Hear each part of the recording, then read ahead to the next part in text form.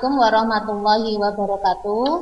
Mohon izin Bapak Ibu dosen beserta guru pamong, saya Alfi Nurlaili, mahasiswa PPG dalam Jabatan Pendidikan Kimia Angkatan 1 dari FKIP Universitas 11 Maret. Berikut kartu ujian saya. Mohon izin untuk memulai pelajaran. Assalamualaikum warahmatullahi wabarakatuh. Waalaikumsalam warahmatullahi wabarakatuh. Alhamdulillah. Bagaimana kabar kalian? Alhamdulillah baik, Bu. Alhamdulillah baik. Alangkah baiknya untuk bisa memulai pelajaran hari ini, silakan ketua kelas bisa memimpin doa. Untuk mengawali kegiatan pada pagi hari ini, berdoa menurut kepercayaan masing-masing, berdoa mulai. Berdoa selesai. Alhamdulillahirrahmanirrahim. Ibu akan mengecek kehadiran kalian terlebih dahulu. Mas Arya Hadir, Bu. hadir. Sekalian cek sound ya. Mas Eval Hadir. hadir. Oke. Mas Damar Hadir, Bu. hadir. Sebelum kita masuk ke pembelajaran materi hari ini, masih ingat enggak? Kemarin kita sudah mempelajari materi apa? Mbak? Larutan, Bu. Oh iya betul. Mas siapa ini yang jawab? Mas Ipan. Mas Farel Ivan. Iya betul. Kemarin kita sudah mempelajari mengenai larutan. Contohnya larutan, yang pertama ada larutan gula. Nah, kaitannya dengan larutan, larutan itu dibedakan menjadi dua macam. Yang pertama larutan elektrolit, yang kedua larutan non elektrolit. Nanti kita pelajari apa sih itu larutan elektrolit dan non elektrolit. Sebelumnya Ibu memberi motivasi kalian terlebih dahulu untuk selalu semangat dalam belajar. Semangat? Semangat. Ya, Semangat, Bu. Semangat. Kira-kira pentingnya apa ya? Mempelajari materi larutan elektrolit dan non elektrolit. Ada yang tahu kira-kira pentingnya? Yang pertama nih, dengan kalian mengetahui larutan itu sifat elektrolit atau non elektrolit, setidaknya kalian bisa hati-hati, berjaga-jaga. Kadang kalau misalnya kalian masukkan stop kontak ke dalam cup-cupan itu toh, stop kontak, kalau tangan kalian basah, itu kalian bisa tersengat listrik, betul enggak? Betul, Bu. Nah, kenapa kok kalian bisa tersengat listrik? Karena air sifatnya adalah elektrolit. Air sifatnya elektrolit, dia bisa menghantarkan listrik. Nah, sebelum masuk ke materi pelajaran, kalian harus tahu tujuannya kita mempelajari materi ini, yaitu melalui pembelajaran problem based learning, kalian bisa mengolah informasi dari berbagai sumber pembelajaran. Dengan mengolah informasi itu, kalian bisa berpikir kritis, bekerja sama dalam kelompok, kemudian komunikatif, kreatif dalam menganalisis ciri-ciri larutan elektrolit dan non-elektrolit. Nah, serta menyusun suatu artikel hubungan antara alat setrum penangkap ikan dengan larutan elektrolit. Nah, nanti setelah kalian mempelajari dan melakukan kegiatan diskusi, menjawab pertanyaan, kemudian presentasi, nanti tugas akhir dari kalian yaitu membuat sebuah artikel, gitu ya. Nah, sebelum kita masuk ke diskusi atau pembahasan materi selanjutnya, coba kalian perhatikan ini. Gambar apa ini? Orang nyetrum ikan. Oh iya, pintar. Orang nyetrum. Apa nyari ikan, Bu? Banyak, Bu, ditaruh kantong belakang sini loh, Bu. Apa pakai tas apa? Ya, yang dari rotan itu ya? Ya. Dari gambar ini siapa yang mau berkomentar nih? Kira-kira rumusan permasalahan apa yang mau kita angkat di sini? Silakan siapa yang mau menyampaikan? Aku, Bu. Oh ya, silakan Mbak Tia. Mengapa orang dapat menangkap ikan di sungai atau di laut dengan menggunakan alat strum? Ya, betul sekali. Mengapa orang bisa menangkap ikan di sungai atau di laut dengan menggunakan alat setrum? Ya, betul sekali ya. Dengan rumusan permasalahan itu, nanti kita mengangkat permasalahan tersebut dalam diskusi kelompok. Namun sebelumnya, Ibu akan menjelaskan materi terlebih dahulu. Berdasarkan kekuatan daya hantar listriknya, larutan itu dibedakan menjadi dua. Yang pertama, ada larutan elektrolit. Nih ya, ada larutan elektrolit. Nah, larutan elektrolit itu sendiri juga dibedakan menjadi dua macam. Ada yang kuat dan ada yang lemah. Kemudian larutan yang kedua yaitu larutan non-elektrolit. Saya mau memperlihatkan mengenai percobaan alat uji elektrolit.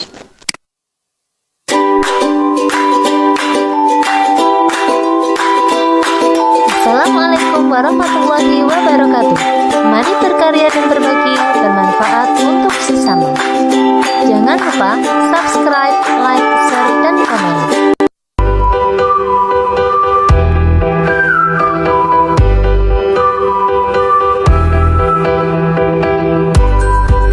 Alat dan bahannya adalah lampu LED kecil, baterai 9 volt, kemudian ada cutter,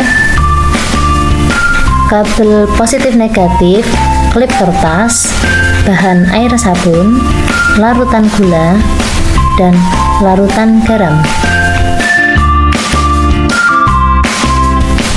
Lampu yang saya gunakan adalah lampu LED kecil beserta fittingannya dan sudah ada kabel penyambung positifnya. Kemudian kita kuliti masing-masing kabel positif negatif di bagian ujungnya.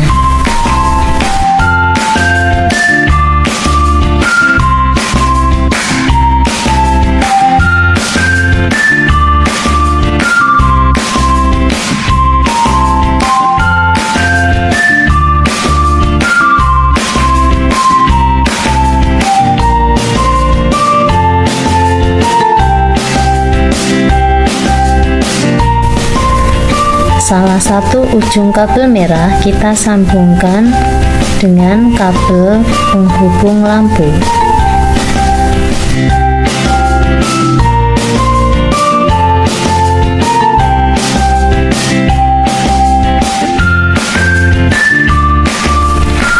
Sedangkan sisi lainnya dari kabel merah kita sambungkan dengan penjepit yang nantinya akan kita lilitkan ke baterai. Begitu juga untuk sisi dari kabel hitam, kita masukkan ke penjepit yang akan kita lilitkan ke baterai.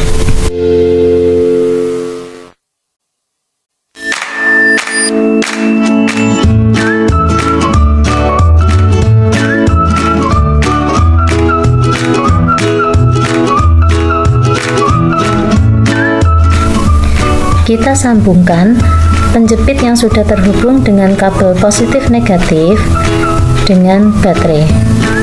Jangan sampai salah antara positif dan negatif. Hitam untuk negatif dan merah untuk positif.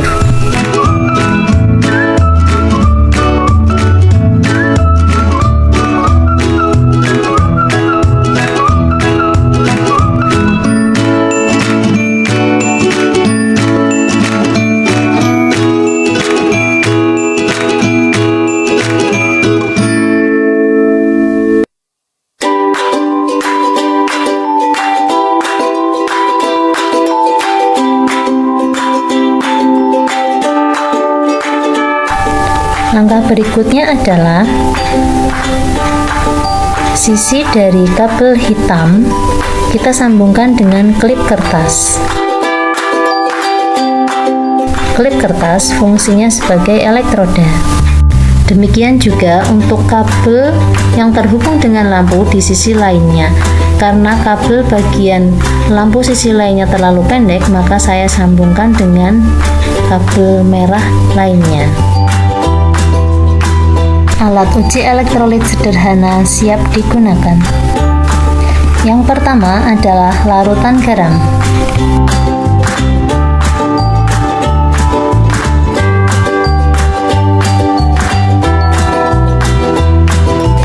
Perhatikan dengan seksama.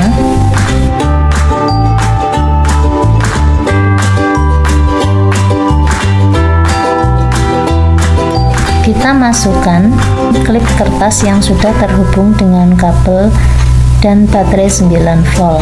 Hasilnya ternyata lampu menyala terang.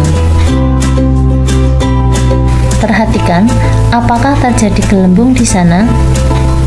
Gelembung dihasilkan pada klip kertas yang terhubung dengan kabel hitam.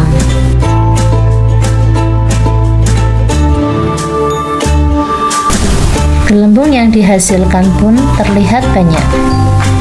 Ini menunjukkan bahwa larutan garam adalah elektrolit kuat.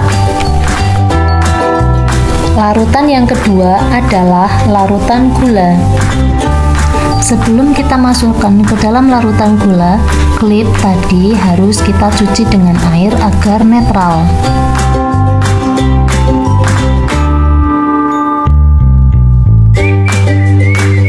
Setelah klipnya kita masukkan, ternyata tidak menghasilkan gelembung sama sekali, dan lampu pun tidak menyala.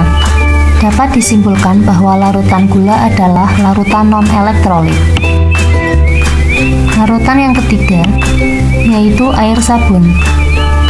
Sabun yang saya gunakan adalah sabun cuci piring.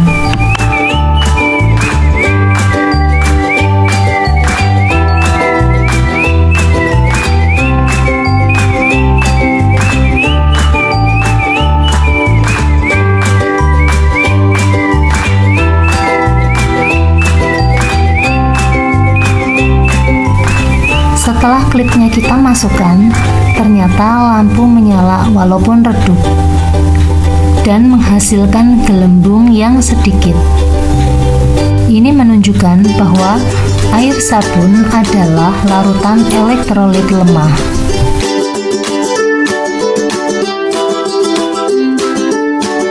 Sekian dari saya, terima kasih, semoga bermanfaat. Halo, halo. Hai. Gimana, Bu? Tadi videonya sudah terlihat. Udah, Bu. Bisa, Bu. Larutan elektrolit kuat. Penjelasannya seperti ini. Seperti tadi yang kalian lihat di praktikum yang Ibu lakukan, ini tadi aki saya ganti baterai. Kemudian kabelnya disambungkan kabel positifnya ini disambungkan ke lampu. Kemudian ini tadi saya menggunakan klip kertas. Nah, ketika larutan yang kita uji itu menunjukkan ada gelembung gas di bagian elektroda yang negatif, kemudian lampunya menyala, itu berarti ciri-ciri dari larutan elektrolit kuat. Mengapa demikian?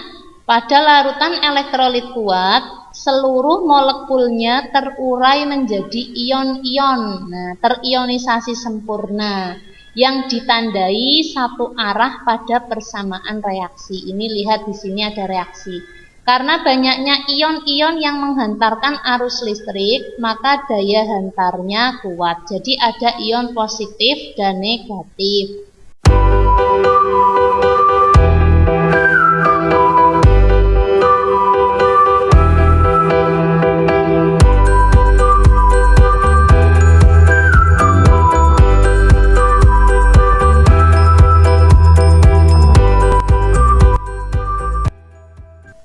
Nah, sekarang silakan kalian bisa berdiskusi bersama teman-teman kalian. Untuk kelompoknya ada Arya, Stefania, dan Ivan. Yang kedua Ada Damar dan Muhlis. Yang ketiga Lia dan Eval. Berikut LKPD-nya nanti saya share di grup. Yang pertama menganalisis hasil percobaan, kemudian yang kedua menganalisis gambar berikut.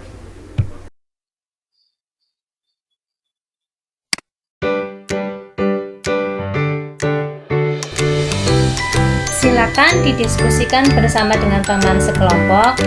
Nanti kalian sajikan data hasil dari analisis kalian di PPT atau untuk presentasinya ya dengan menggunakan PPT.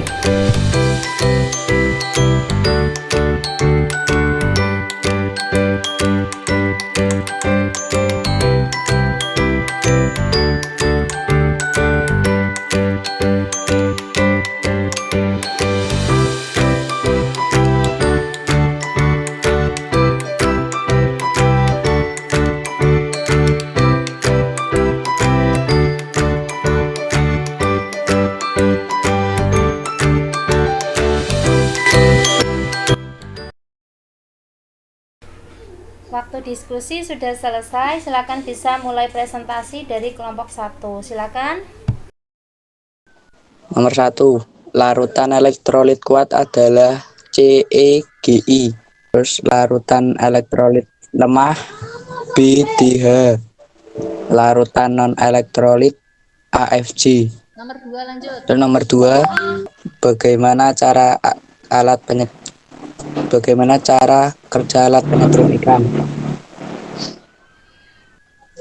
Prinsip kerja alat penyetrum ikan ialah energi yang dihasilkan oleh baterai aki mengubah arus bolak-balik pada trafo menjadi arus searah sehingga menghasilkan arus listrik pada ujung kawat pengantar listrik. Mengapa alat tersebut bisa membunuh ikan dan merusak ekosistem di sekitarnya? Listrik yang digunakan untuk melumpuhkan ikan memang tegangannya tidak tinggi. Setidaknya bisa melumpuhkan ikan untuk sementara, namun aliran listrik itu bisa saja mematikan hewan kecil yang ada di sekitarnya. Padahal hewan-hewan kecil itu adalah sumber makanan ikan. Selain itu, telur ikan juga bisa mati karena ada setruman. Matinya hewan-hewan kecil dan telur ikan berpotensi merusak ekosistem air tersebut. Udah, Bu. 2 langsung, kelompok 2. Udah, Bu. Nomor 1,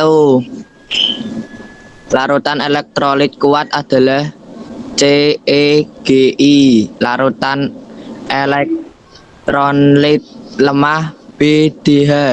Larutan non elektrolit AFG. Lanjut, Bu.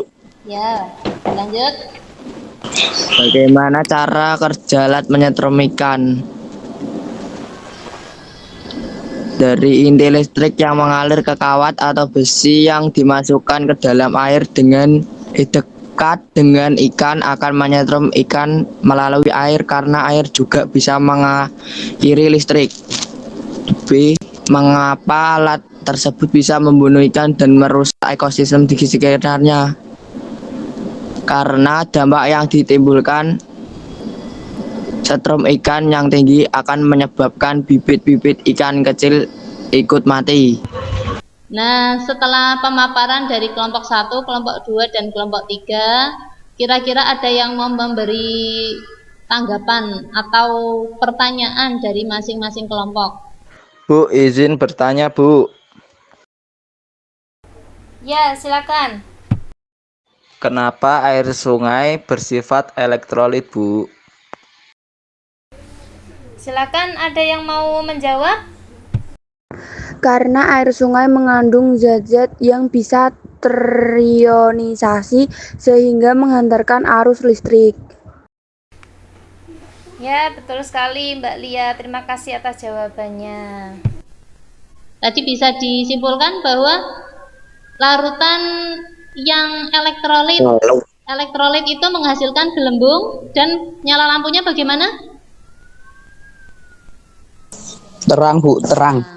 Kalau misalnya tadi setelah kalian mengerjakan checklistnya ternyata lampunya mati, berarti dia termasuk elektrolit atau non elektrolit? Non elektrolit. non-elektrolit. Non elektronik. Bisa juga Non. elektrolit lemah. Syaratnya dia harus menghasilkan gelembung-gelembung walaupun sedikit, begitu ya. Nah, setelah kalian melakukan diskusi dan presentasi, kira-kira pelajaran hari ini bagaimana? Pusing atau kalian paham dengan materi yang diberikan? Alhamdulillah Bu, paham Bu. Nggak kita sedikit. Lumayan paham, Bu. Paham Bu, paham. Bu, paham. Sudah paham. Itunya apa? Kameranya Paham lah, silakan paham. dinyalakan, kameranya. Ibu mau bertanya, dari materi yang sudah saya berikan dan yang sudah kalian diskusikan, ada yang bisa kalian ambil di sana? Kalian paham dengan materi tersebut? Bahwa larutan elektrolit itu menghasilkan gelembung dan nyala lampu terang. Begitu ya? Ya. Ya, Bu. Ya. Iya, Bu. Coba kira-kira dari pembelajaran pada pagi menjelang siang hari ini, kira-kira kalian merasa kesulitan tidak untuk memahami materi tersebut? Nggak Bu. Materinya sebetulnya Enggak bisa sih, Bu. dipahami Kan ya? Bisa Bu. bisa. Bisa. Bu. Sangat sederhana ya. Sebelum itu sebelum kita melakukan evaluasi, Ibu akan menyimpulkan pembelajarannya terlebih dahulu. Silakan siapa yang mau menyampaikan kesimpulan dari pembelajaran di siang hari ini. Silakan kesimpulan yang bisa kalian ambil, siapa yang mau menyampaikan? Ya, Bu. Ya, silakan Mas Damar. Kesimpulan elektrolit 1 dapat mengantarkan listrik. 2 terjadi proses ionisasi terurai menjadi ion-ion. 3 lampu dapat menyala terang atau redup dan ada gelembung gas. Kesimpulan non elektrolit 1 tidak dapat mengantarkan listrik. 2 tidak terjadi proses ionisasi. 3 lampu tidak menyala dan tidak ada gelembung gas. Oke, terima kasih Mas Damar. Itu salah satu kesimpulannya ya. Bu. Coba kita bersama-sama membuat kesimpulan. Ya. Elektrolit dapat mengantarkan listrik, terjadi ionisasi yang sempurna dan menghasilkan nyala yang terang, sedangkan non-elektrolit tidak mengantarkan listrik, tidak terionisasi dan lampunya tidak menyala. Nah, untuk elektrolit lemah, dia dapat menghantarkan listrik, tetapi hantarannya sangat kecil karena ionisasinya hanya terurai sebagian. Kalau misalnya lampunya menyala, itu pun redup. Menangkap ikan dengan menggunakan alat setrum, bagaimana kesimpulannya? Air sungai atau laut itu merupakan larutan elektrolit yang bisa terionisasi. Ion-ion tersebut sifatnya dapat menghantarkan arus listrik dari alat setrum sehingga ikan dan biota laut lainnya bisa mati tersengat listrik. Begitu ya kesimpulannya. Nah, untuk sekarang silakan kalian buka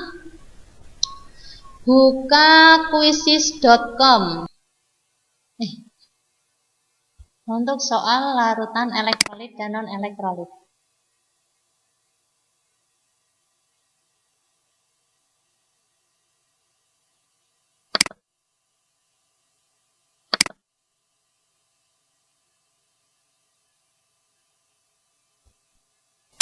Yuk, untuk kodenya. Sebentar ya, ditunggu ya kodenya ya. Kodenya yaitu 226130.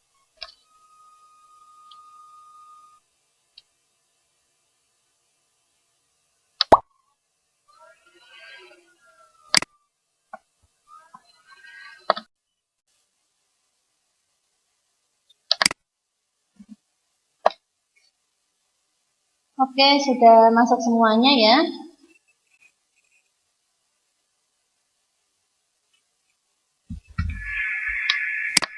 Yuk, kita mulai.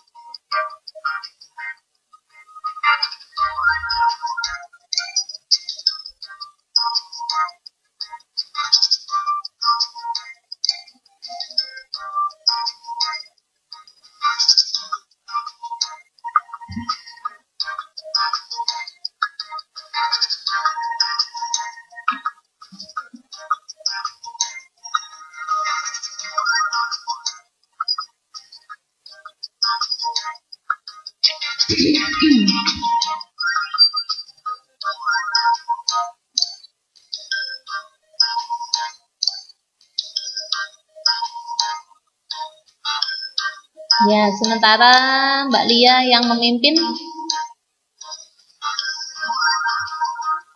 Fania ya, Fania.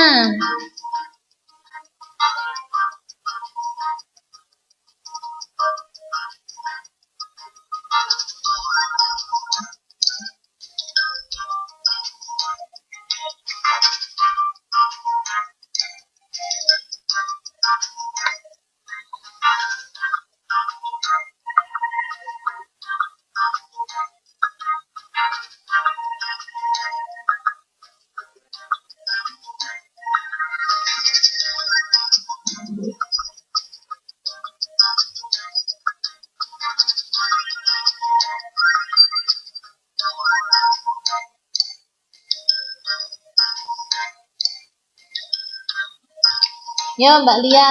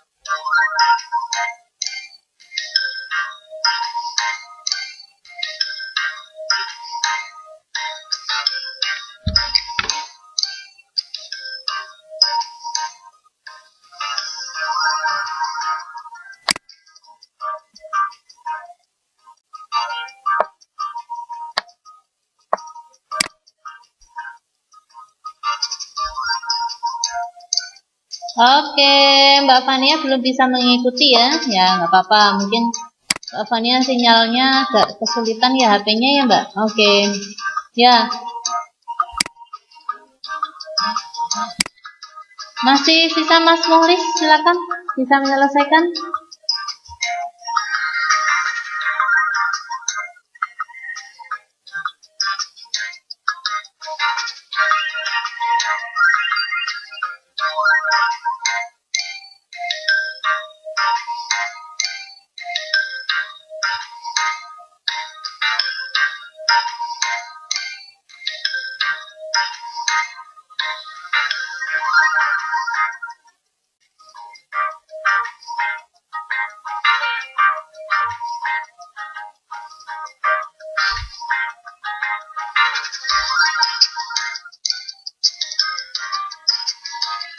Oke, waktunya habis.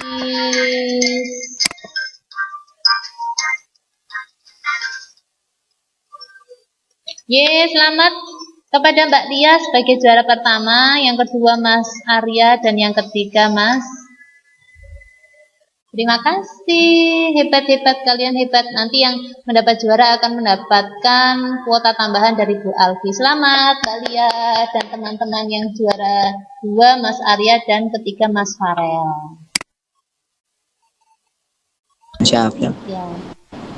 Terima kasih untuk kegiatan pembelajaran pada pagi hari ini. Walaupun kalian pusing, kalian sulit dalam mengerjakan soal, mudah-mudahan bermanfaat. Ibu ucapkan terima kasih sekali untuk kalian semuanya. Mudah-mudahan pembelajaran hari ini bisa memberikan hasil yang baik untuk kalian semuanya.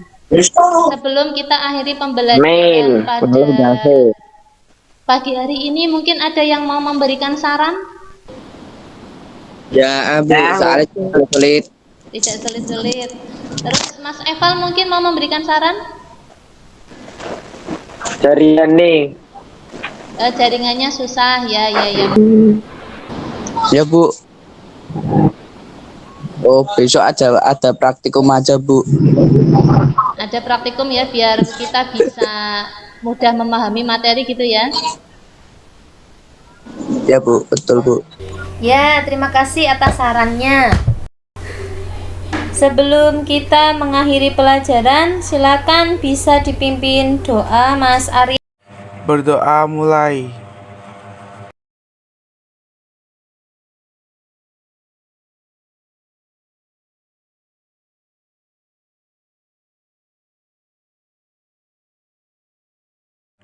Berdoa selesai. Wassalamualaikum warahmatullahi wabarakatuh. Waalaikumsalam warahmatullahi wabarakatuh. Waalaikumsalam warahmatullahi wabarakatuh.